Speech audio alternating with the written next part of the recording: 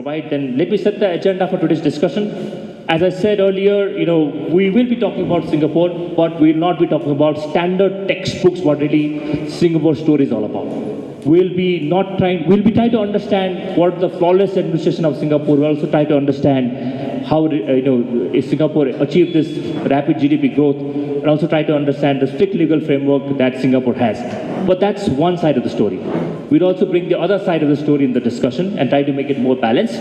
To bring the other side of the story, we'll have 3 questions that are really coming into my mind. I want to ask to him, does a lesser democratic style of government really help in building sustainable development growth or not? That's the first question. The second question that we would really like to pose to him is, for hyper growth, should a country compromise on its democratic credential? And the third question that is really going to be important is, has Singapore, through this economic model, differentiated this gap between the rich and the poor? So these are the 3 questions that I'll leave with you for the discussion. Without taking any long, let me invite now Leong to give his the lecture. And Mr. Leong, you'll have around 40 minutes for your lecture. Okay, and I think before we move on, and I'll hand over the mic to you, the President would like to welcome you once. Thank you. Okay, so we can start with the lecture. Greetings from Singapore. That, Samantha, is the longest introduction I've ever had. Thank you so much when I speak. I normally start with a funny story. But actually, it has not been funny for me the last few days. I apologize for not standing up to speak to you, because after flying 100 hours to 4 countries to speak, I developed a minor slip disc. The doctor and the physiotherapist say I need a month to recover, and so I do apologize. I would normally be standing up, if not walking around when I speak. Here's my funny story for you. I normally speak at conferences that are organized by governments, not the opposition. I've spoken at places like the Ibero-American Heads of Government Summit, Business Roundtable in Costa Rica, the Organization of American States, OAS, General Assembly, Business Roundtable in Fort Lauderdale, USA. It is a distinct pleasure for me to be speaking only for the 2nd time in my life, I'm 72 years old, to an opposition. As Samantha told you, slight correction. It did not happen last year.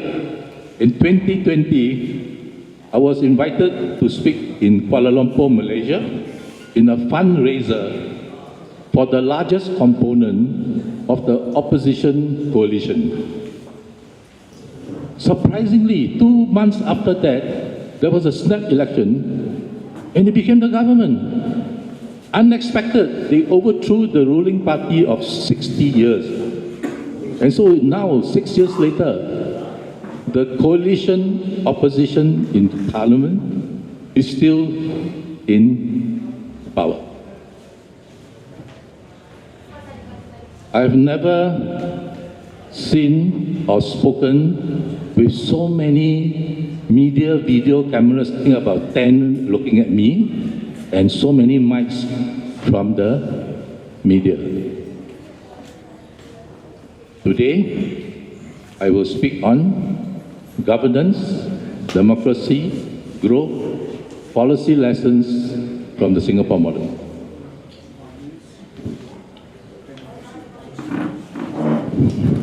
You know why governments like to invite me to speak? And perhaps that was why the Malaysian opposition asked me to speak. Because here's what I always say. A government, or perhaps for the matter an opposition, that can adapt the Singapore model well, may get to stay in power forever. Because if you have consistent economic and social development for the people, they will always work for you. Look at the Singapore political history and experience. The same ruling party in power for 16 years, 60 years since independence in 1965. Today, they have 90% of the seats in parliament. In the last election, they won 67% of the votes.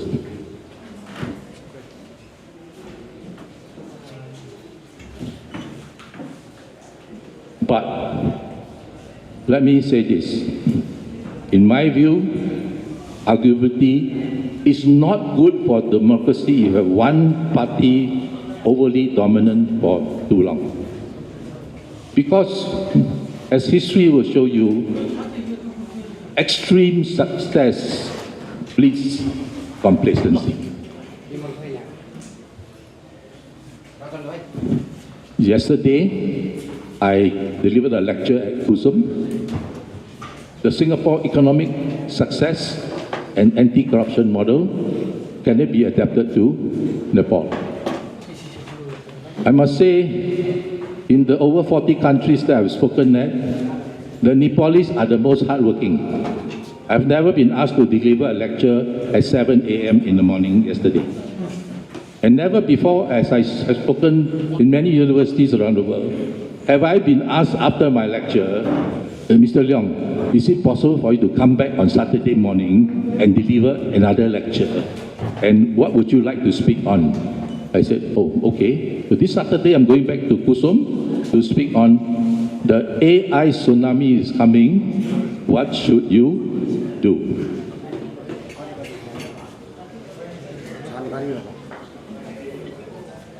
I'm going to read this to you. Lessons for governance. In politics, governance is the overall process of decision-making and how a society's affairs, authority, and public resources are managed. It encompasses the formal institutions of the state, like the government and judiciary, as well as informal networks involving civil society and the private sector. And the source is the United Nations Economic and Social Commission for Asia and the Pacific. Let me sum up this long paragraph. Governance is doing good for the people. Doing it not for only some of the people, but if possible, all the people. Do good and you will do well, not just in politics, but everything else. You can see on the screen, Singapore has the most top rankings in the world today. Number 1 in the world for most competitive economy. Number 1 for global talent competitiveness. Number 1 for GDP per capita, PPP, purchasing power parity. Number 2 for ease of doing business. I'm not going to go through the whole 50. But the fifth one, the next one, is the most important today. We are number 1 in the world for innovation. This is my first time in Nepal, and so I know very little about Nepal other than what I can search Google. This is what some of the issues that I found. If the AI has given me fake news or wrong information, I apologize. It says Nepal has political instability, economic stagnation, widespread youth discontent, recently leading to violent anti-corruption protests, high unemployment above 20%. In Singapore, the unemployment rate has almost always stayed at 2%, 1/10 of Nepal's unemployment rate. Corruption, slow infrastructure development. Singapore became independent in 1965. You know which country Singapore was trying to become? I spoke at the Harvard conference in Colombo last year, where I met my Nepalese friends who arranged for me to come this time round. And the keynote speaker said, Singapore wanted to emulate Ceylon when it became independent. Because our founding Prime Minister Lee Kuan Yew went to Ceylon and was very impressed with its peace and security. Today, where is Ceylon, now called Sri Lanka, and where is Singapore? One cannot try to adapt or examine the Singapore economic model without first talking about corruption. Singapore's Transparency International Corruption Ranking is we are the third least country in the world. You are 109. What is the problem with corruption? It impedes investor business confidence. When there is a lot of corruption in the country, people will think twice, coming to invest, coming to do business, maybe even coming to work, to study, or to visit as a tourist. So I'm going to start today to talk about the Singapore anti-corruption model and how we gradually eradicated corruption. The statistics just came out. Last year, we had the record lowest number of corruption cases prosecuted in the courts in Singapore history. In the whole last year, there were only 68 corruption cases prosecuted in Singapore, the lowest in Singapore's history. So, what is the Singapore anti-corruption success model? 3 points. Number one, very easy to get caught. When I was a young boy, or even today, you have a phone number you can call and say, I think this person is corrupt. But of course, if you intentionally or maliciously accuse someone, you'll get into trouble as well. Very easy to get caught. The propaganda was tremendous. When I was a young boy, when you watched the TV, report advertisements, report corruption, report corruption. There was even the rumor boy, a son, who reported his father for corruption.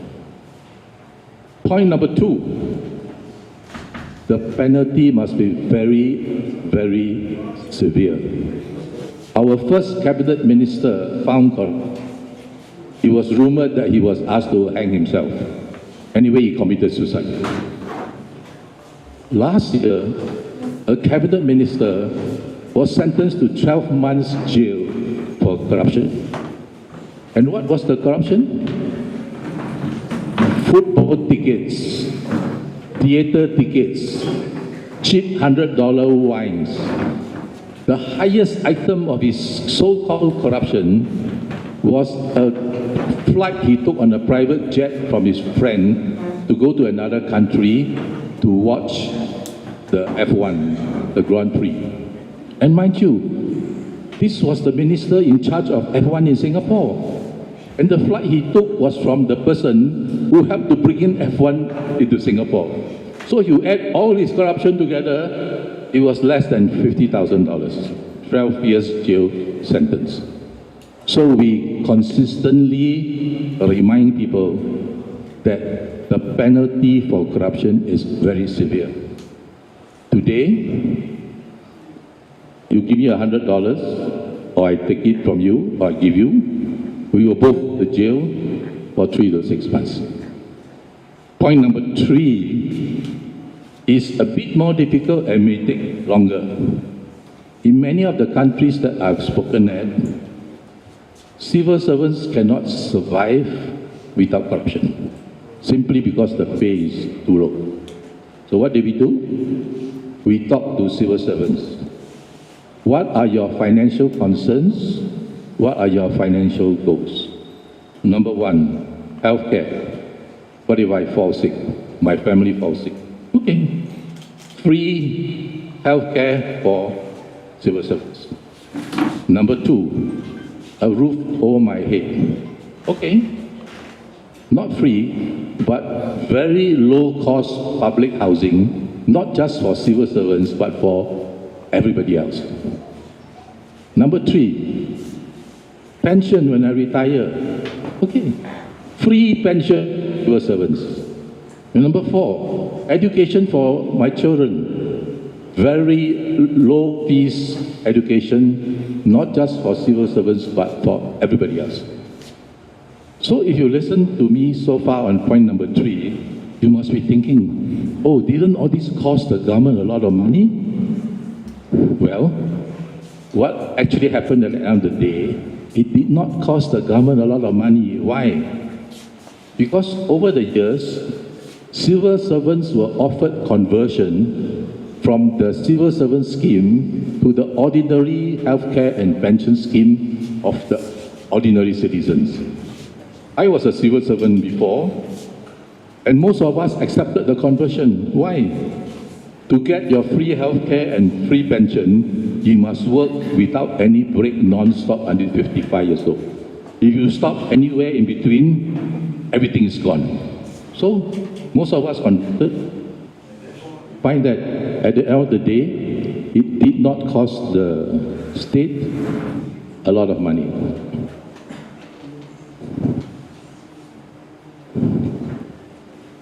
Next, let me talk about what I would say is something that very few people know. And even if you Google or you ask AI, or most of the literature on the Singapore success model, you probably may not know what I'm going to tell you. A very important factor to Singapore, you know, Singapore has been described as the economic miracle in modern times. And before I explain this to you, to start an example so you understand conceptually what is this.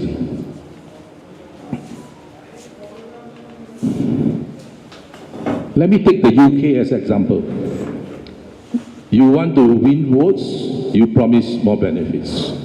You win, you become the government, you need to collect more taxes in order to give the more benefits you promise. Oh, cannot, problem. So what do? You try to cut some benefits, even bigger problem. So at the end of the day, what do you have? Bigger budget deficits, higher external public debt. Many countries today, the burden of providing public goods and services like public housing, pensions, healthcare, rests almost in a sense solely the burden of the state. Now the Singapore model is quite unique because conceptually its provision of public goods and services and its fiscal policy is conceptually very similar to the Islamic finance concept of a sharing economy. What is a sharing economy? The stakeholders share the benefits and the risks. If you look at the Singapore model, the burden of providing public goods and services is shared between the people and the state. Let me give you some specific examples. Practically every city or country has a public housing problem. Why? Because every public flat they build, they lose money. Now in the Singapore public housing model, it's unique. From a cash flow perspective, the state does not lose money on every flat that they build, and therefore, arguably, they can build as many as they want. How is this possible? You see, in Singapore, if you can afford it and you want to, you can buy a bigger public flat in a more popular area and pay a higher price. The excess cash flows from this is then utilized to enable the very poor, the very low income to have public housing as well. For example, if you are poor, your household income is less than $1,500. You can buy a small public flat in a not very popular area for as little as maybe $10,000. How does that happen? If I'm not poor and low income, that house public flat actually costs $110,000. But because I'm poor, I get a subsidy. The maximum subsidy for a poor household to buy public housing is $120,000. And so in this example, he's buying maybe a slightly over 100,000 house, but he's only paying 10,000. Singapore won a UN Habitat Award for having one of the best public housing models in the world. Why? Because over 80% of the population lives in public housing. And more than 90% of those who live in public housing actually own their public flats. And public flats historically has been increasing at about 5% per annum. So it's just not a roof, right? It helps to grow your money. Now, for those who, for whatever reason, don't want or cannot even afford to buy a very low-cost public house, public rental in Singapore starts at 26 Singapore dollars a month. And mind you, Singapore is the most expensive city in the world.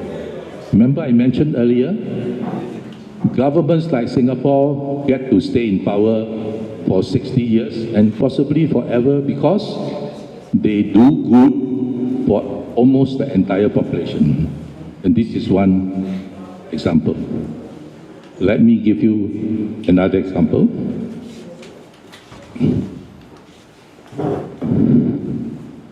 Most countries today, especially the developed countries, have a problem that is, we call never-ending problem. Because their national pension scheme keep costing the government more and more money every year that they cannot afford. Because they are using what we call the defined benefit system. People are promised a pension based on how much they contribute, how much they work to the national pension. And so in many countries today, there aren't enough young people to pay for the older people under this scheme. Now, Singapore is on a defined contribution benefit model. That means every Singaporean or permanent resident has his own pension account in the national pension scheme. Everyone contributes a percentage of his income to this account. And this is his own account. This account, part of it can be used for housing, part of it can be used for education for yourself or your children, part of it can be used for healthcare, and of course, the bulk of it can be used when you retire as your own pension. So if you look at it from a cash flow perspective, it doesn't cost the state a lot of money, right? Because it's your own money. Everyone have their own account. What is even better from a fiscal policy perspective is this. The state takes all the pension money, which is now about more than 600 billion Singapore dollars. They invest this money and they pay a fixed, guaranteed, no-risk interest to all the pension fund account holders. In most years, the return that the state derive is a little bit more than the interest that they pay. And so, on the average, today, every year, the state has an excess return of more than $10 billion from the pension scheme. And over the years, as you accumulate this, of course, in some years, there will be losses. You're actually paying your members more than what you get. But if you look at the annualized returns in history, it may accumulate to a few $100 billion. So this is one of the reasons why we have the Singapore economic miracle. Because it does not cost the state a lot of money. It's a sharing concept. The people and the state, and like to say, the state have tons of money to build infrastructure, to have social development, to help the less advantaged in society, the poor, the low income. But even more importantly now, we have tons of money for innovation. We have tons of money to help businesses to compete internationally. One more example. But before that, imagine a country is able to get the people to agree that all the pension money they give in, say, a national pension scheme, the state will invest it and say maybe they keep 0.5% of the return and give the rest back to the people. Singapore is a very small country, you know. In a big country, you do this, can you imagine the amount of money that the state has that they can work wonders with? One more third and last example, why even from a healthcare cash flow perspective, it does not cost the state a lot of money. Because the inflows every year almost equal or a bit less than the outflows. Let me just explain, giving one aspect of the Singapore healthcare system. If I go to hospital, public hospital, I can choose. Do I want a room to myself, one person, 2 to a room, 4 to a room, 6 to a room? Do I want priority in tests? If I pay more, I can get my test next week. If I pay the cheapest one, maybe I have to wait 1 or 2 months. I get to choose my doctor. I think this is the best doctor for this procedure, I choose him. If I pay the lower rates, I cannot choose the doctor. The computer will randomly assign one for me. But of course, if it's an emergency or an urgent procedure, whether you are the cheapest C class compared to the highest A class, everybody gets the same treatment. But in this system, much similar to the sharing economy concept for public housing, which I explained earlier, those who can afford and want to pay more, and they're happy to do that, the excess cash flows then enable the state to provide, at least in the public healthcare system, almost universal quality healthcare. So if you are Singapore, you have no money, you choose the class C, the lowest class, you don't have to worry. Because after means testing, you have very low income, you have very little assets, your family also very low income or assets, almost as good as free.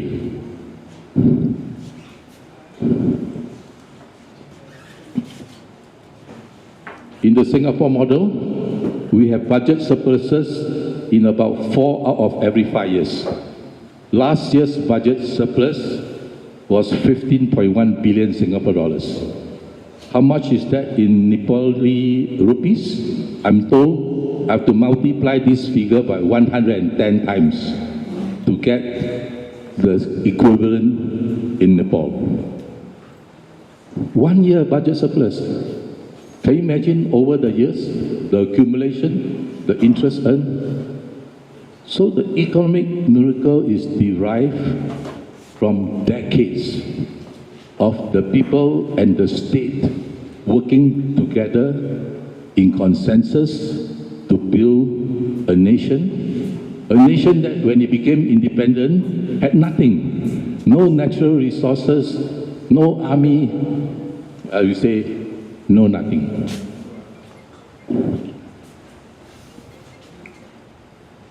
Just showing you some numbers, budget surpluses accumulated, budget surpluses according to IMF fiscal accounting guidelines, which is even higher, because under IMF fiscal guidelines, some of the inflows are not counted in our budget accounting system, and some of the outflows that are charged as expenditure in 1 year for future expenditure under IMF fiscal accounting guidelines are also not counted as expenditures. We have the highest reserves per capita in the world. It's estimated that we have more than $2 trillion in the reserves. Let me take a pause now. Like all good things, there must be bad. The price of the Singapore economic miracle. Most tired, fatigued nation in the world, according to the latest rankings. Most depressed nation in Asia.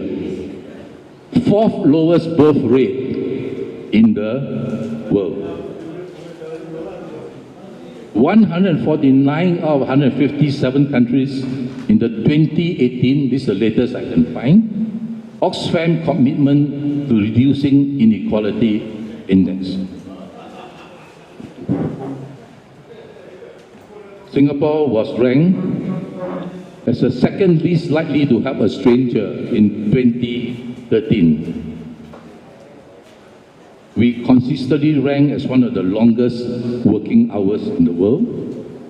Recent surveys and reports indicate that 73% of employees are unhappy and 62% feel burnout. 2 in 5 Singaporeans report waking up tired every day. This is a survey report from the Singapore Business Review.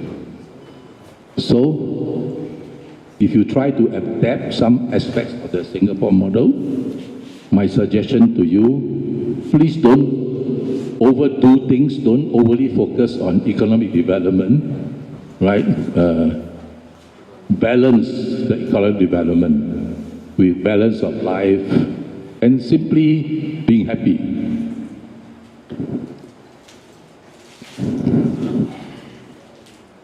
A very funny ranking that we have is that we are the second lowest in the world for libido. It's a very bad ranking, right?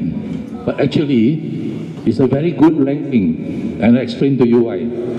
How do you measure libido? You ask, right? How often do you do it? How was your performance? How did your partner rate your performance? Are you still doing it when you are, 72, etc., etc.? And because Singaporeans are very honest people, they tell the truth, that's why they are ranked so low. And that's why it's a very good ranking, because if you go to a country to invest, to do business, to work, right, to study, to visit a tourist, you like the people to be very honest. So this is one example. Very bad ranking, but actually a very good one.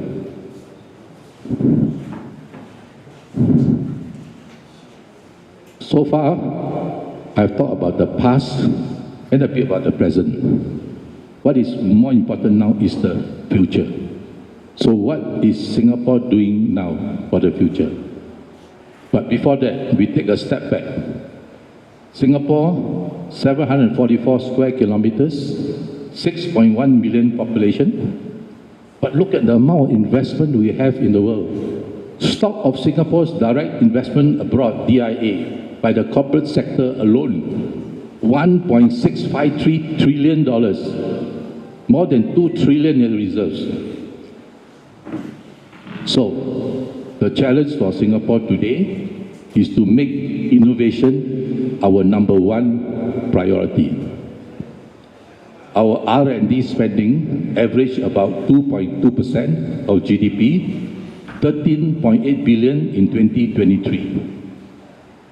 We are ranked for a top global spot for indicators like government effectiveness and FDI net inflows. Our leading sectors are very diverse.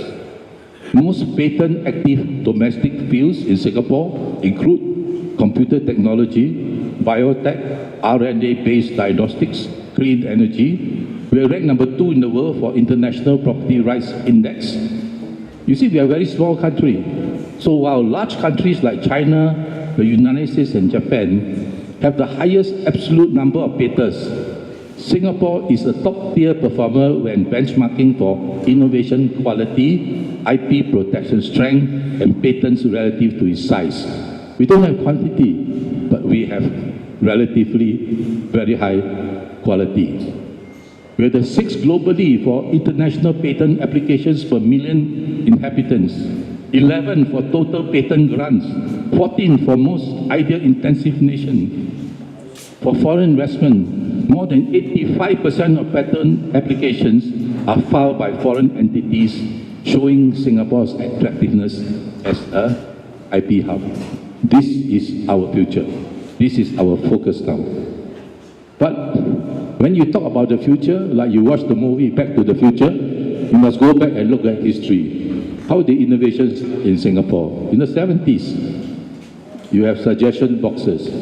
You put one suggestion, you get $5. I have a friend whose son, after graduating, submitted 50 suggestions in his first year at work. So he had $250, $5 times 50. But his suggestions were so good, his pay was increased from 7,000 to 20,000 in 1 year, and was given a very important position by the CEO. So another very important aspect of the Singapore model is meritocracy. Try to attract the best, reward the best, encourage the best. Try not to have nepotism. Of course, even in the 60s, we have quality circles that focus on innovation. It originated in Japan in 1962. They focus on improving quality, productivity, safety through a structured bottom-up approach. Singapore started a cut waste panel in 2003, and they're still around. Public feedback and reduce wasteful practices. In the first year alone, they had 500 plus suggestions to eliminate inefficiency. Let's look at what was announced in the budget this year in Singapore in February.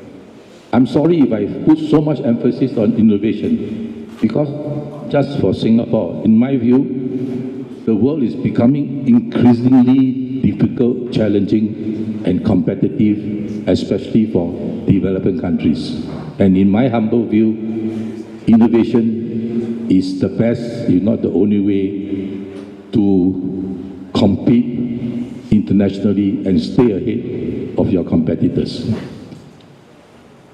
We announced an innovation fund of $37 billion, which is about 1% of GDP, Research, Innovation and Enterprise 2030 plan, 5-year.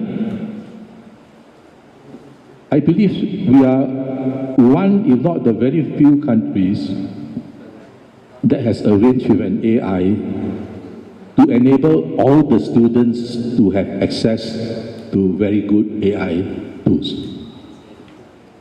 Enterprise Innovation Scheme, 400% tax deduction, up to 400,000 per activity. What does this mean?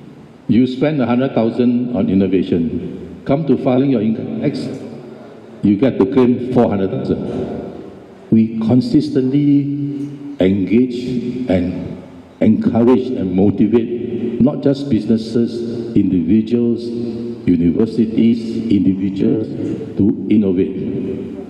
Productivity Solutions Grant to improve productivity and automate existing processes through IT solutions and equipment. Up to 50% of eligible costs for local SMEs. SME is the backbone of Singapore's economic success. 99% of the businesses in Singapore are SMEs.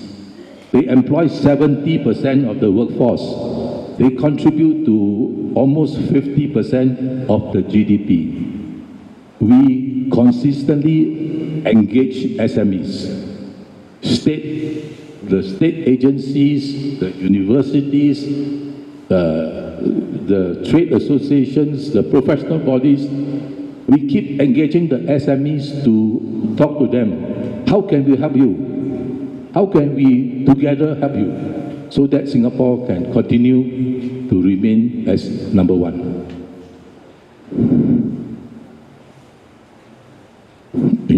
How come this slide is slanted?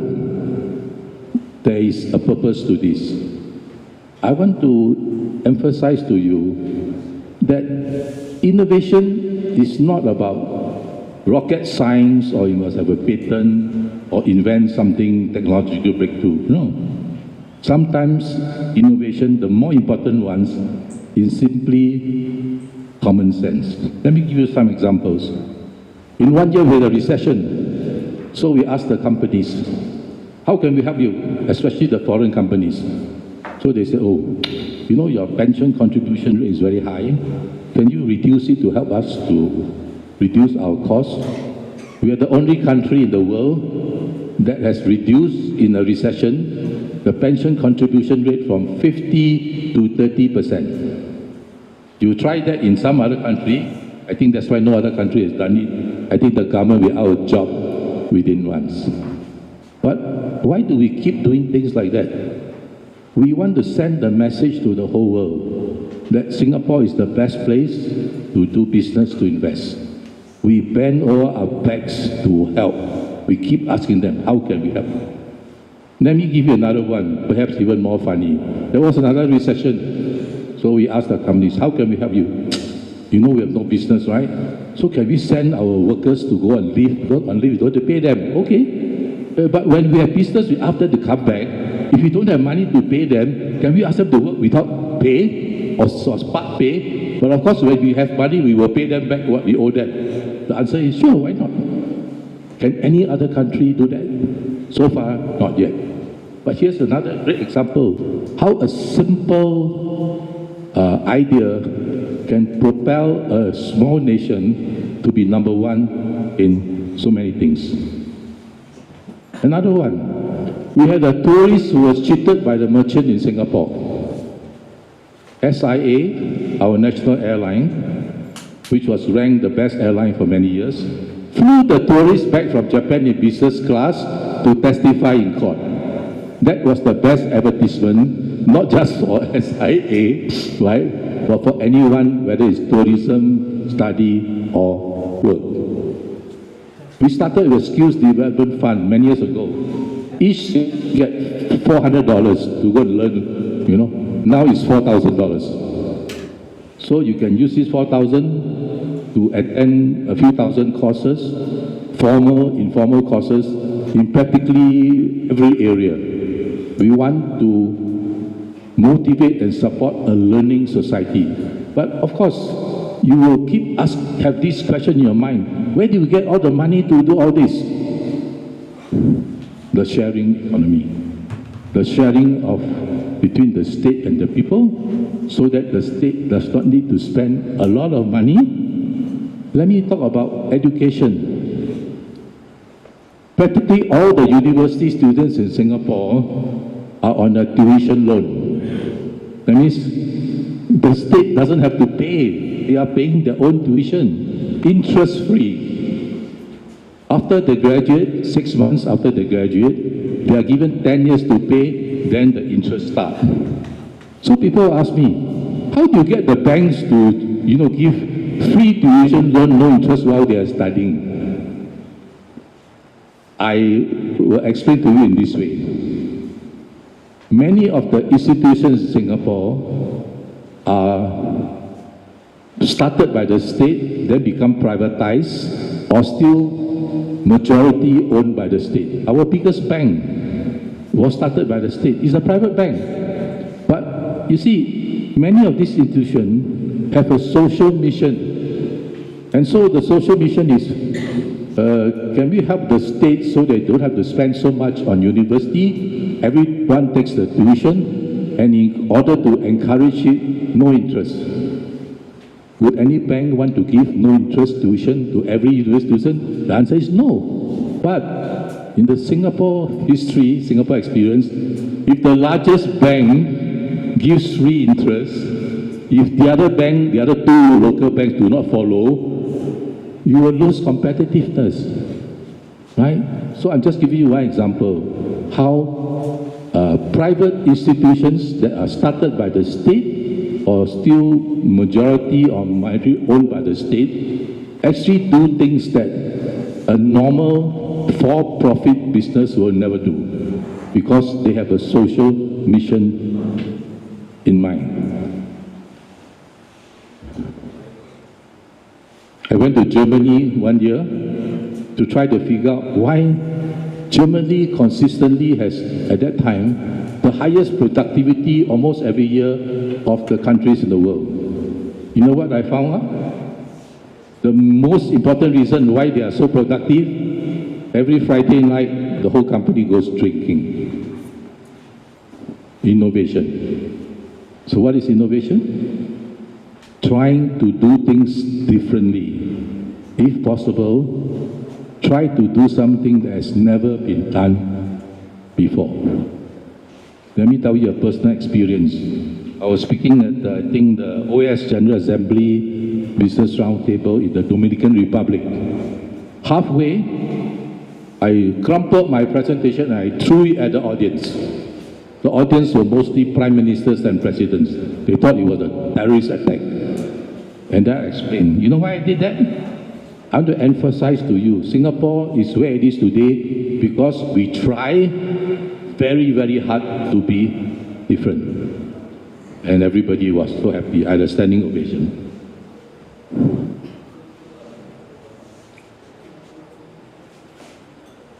Next, let me say, is perhaps the most important questions that any country or city or state or even institution, if they want to adapt a model like Singapore. Most people, you read in the literature, they focus on, oh, why you become successful. No. What is even more important? What were the mistakes? What were the setbacks? What were the lessons that we learned? What were the obstacles? What were the failures? What is arguably the criticism even today? What we are doing that is not right, that is wrong, that if you think we are still doing the similar, if not new mistakes, that is even more important if you are trying to adapt the model. We have our most famous entrepreneur who has passed away. His name was Leong. He coined what Singaporeans very effectively call the no U-turn mindset. You see, in Singapore, he said, when you drive a road, you can only make a U-turn when you see there's a U-turn sign that you can turn. He said, that's wrong. That's not entrepreneurship. That's not creativity. That's not innovation. It should be, you travel on the road, as long as you see no sign, you can turn. You see the difference in the mindset? You know, one of the biggest mistakes arguably we made in the beginning was we set up three incubator companies to promote entrepreneurship. One of my classmates was the CEO of one of them. Didn't work. A top-down approach to entrepreneurship innovation, as we have learned in the early years, don't work very well. Let me tell you, the funniest, the simplest innovation that nobody has done recently. In 2024, Taylor Swift came to Singapore to do a concert. What's so innovative or never done before? We struck a deal with Taylor Swift. She can only hold a concert in Singapore and nowhere else in Southeast Asia. And so all the countries in Southeast Asia were very angry. How can you do that? Nobody has done that. But what was the outcome? We estimate more than $300 million was spent by the people coming with their families, and after they watched the concert, they stay on, they were eating, they were enjoying themselves, they were staying in hotels, right? We estimate that 300,000 people came, contributed to GDP and so on. So I keep emphasizing, innovation is not research in a university. Innovation, maybe and often arguably the most successful ones are the very simple ones. Singapore has no famous brands like the Koreans, no Samsung, no LG. Because we are a small country. How do we compete with the big countries in what they are doing well? We cannot compete with countries that are ahead by doing the same thing. We must do something differently or do something never done before. I have to organize 2 VC, venture capital forums, and not surprising, all the VCs said, yeah, most our successful VCs were collaboration between Singapore and foreign companies. very few Singapore companies were successful, according to the VC. So, in one word, after so many minutes of innovation, what is the secret to the Singapore innovation model today? The melting pot. What is the melting pot? Every month, every other month, we hold very big events. AI event, tech event, innovation event. 24,000 people come, investors, inventors, students, entrepreneurs, governments, they all network, they do everything, and then things happen. Whether they happen in Singapore, in another country, between Singapore and another country, whatever, this is the simplest thing to do, right? You just get a lot of people together and then things will happen. So this is, in my view, the secret, or hopefully, will be what propels Singapore into the future for innovation. For example, we have a conference called Slingshot. Slingshot, your startup in the world through Singapore. 6,800 startups from over 150 markets came, 60 top global startups, 300 exhibitors. Another one, Asia's most exciting tech startup, 20,000 people came. You see, please play video. I don't have time. It's a short video to show you a promotional video on one of these events.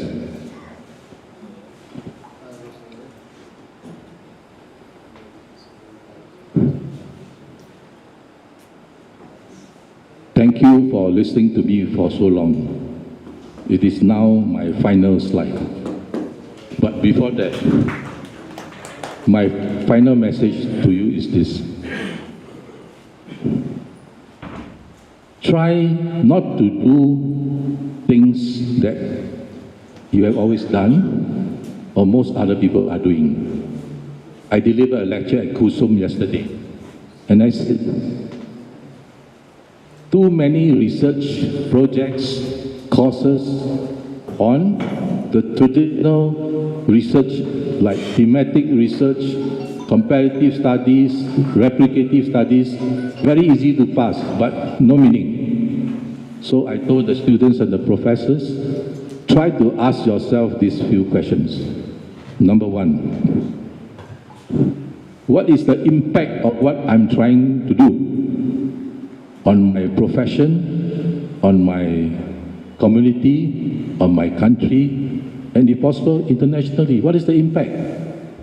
What is the outcome?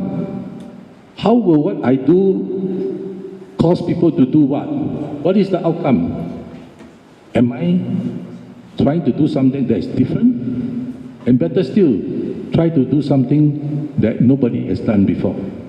Like in my favorite TV program, that most of you would not have been born when it started, Star Trek, go boldly where no man has gone before. I wrote a book. I fly so much. Nothing better to do on the plane. Since I'm coming to Nepal, I wrote a book. It's an e-book, not print book. The Singapore anti-corruption and economic model, can it be adapted to Nepal? It's available at Barnes and Noble. I used to give my e-books free. Then the publishing platform, no, cannot give free. Then I put $1. So they said, no. So this one only $5. Thank you very much.